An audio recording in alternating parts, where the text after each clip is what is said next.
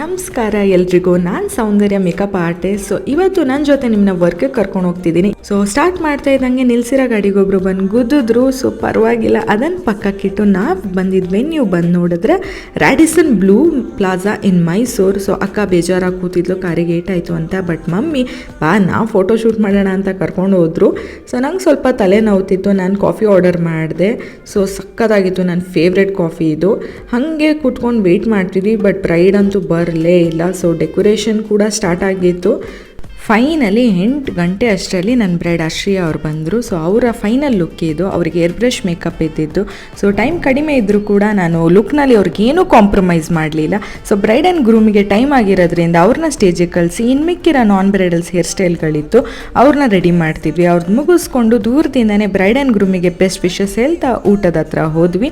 ಒಳ್ಳೆ mutton biryani, chicken ಎಲ್ಲ batting ಮಾಡಿ ಹಾಗೆ ಪ್ಯಾಕಪ್ ಮಾಡಿ ಇವತ್ತಿನ